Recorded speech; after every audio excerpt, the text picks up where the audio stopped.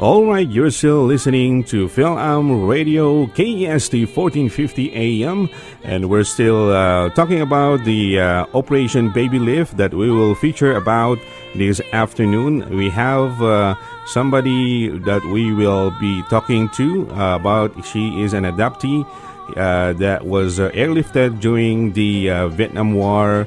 That was the year 1975, and we know that.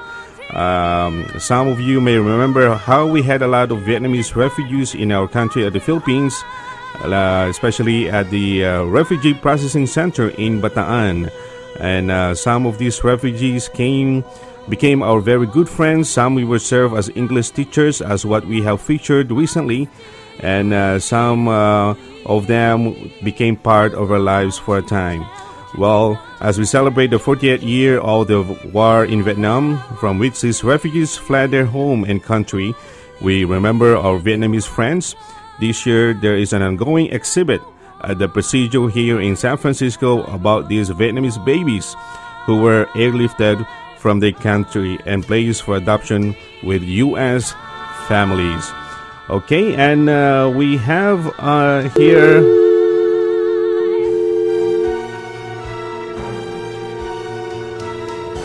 Okay, and later on we'll be talking to one of the adoptee that was airlifted during the time, and I think we have her on air. Hello.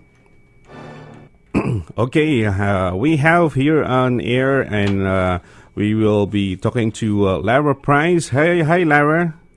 Hello, how are you? Hi, I'm good, and we have here Letty Kison with us, and she's our coordinator for the Operation Baby Lift that's happening right now at the Presidio. How are you, Lara? I'm good. Hi, Lara. Hello, how are you? I'm good. Nice to see you again. We met at the exhibit, if you remember. Oh, yes. That was a busy day. It was, but it was so wonderful. Yes, and before we go with the interview, let me introduce you, Lara, to our listeners, especially to our Filipino community here. Let me say something about you. Lora Price was born in the war-torn country of Vietnam in 1975, and she was abandoned at birth. And Price became a part of the controversial Operation Baby Lift and the mass evacuation of orphans from South Vietnam to the United States. And Lara's journey out of Vietnam to her new home was nothing short of a miracle, as 90% of the orphan babies did not survive. Lora Price is a survivor. Lara was an infant when she was brought to the Presidio before being adopted into an Air Force family, and has a wonderful story about her experience since. She now lives in San Jose and is a well-known musician in the Bay Area.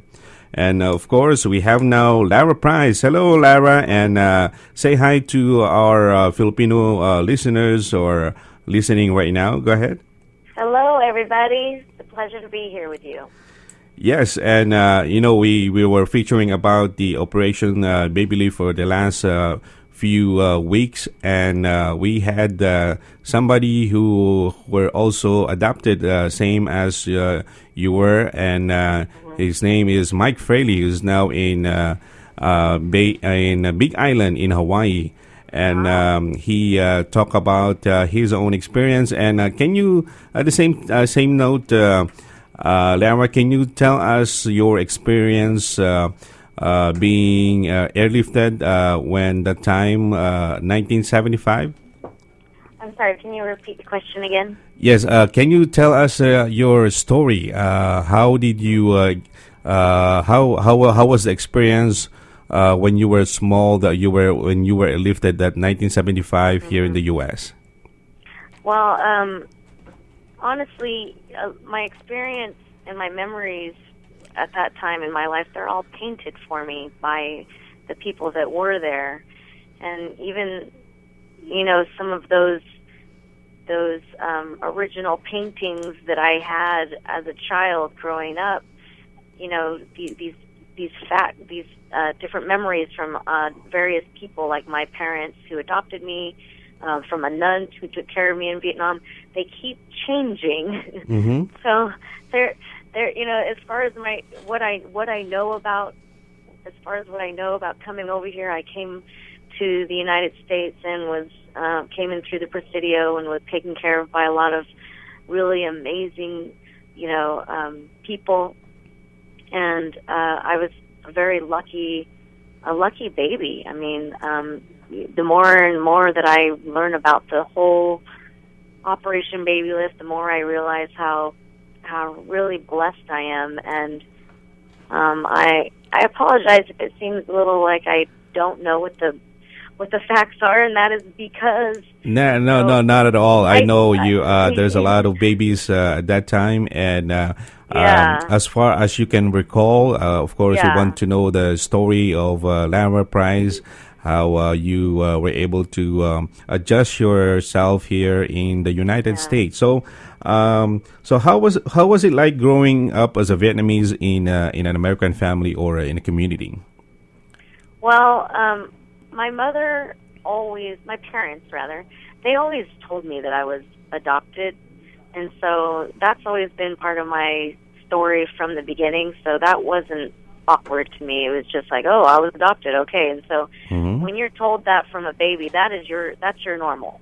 That's your normal. And so I grew up a very, all-American kid with two older brothers who were biological from my parents. And we traveled around like any Air Force family did. Every few years we moved around, and that was our normal. And honestly, there wasn't Vietnamese communities available to my parents to really, expose me to the culture. And my mother, she was 27, raising 3 children, and so and moving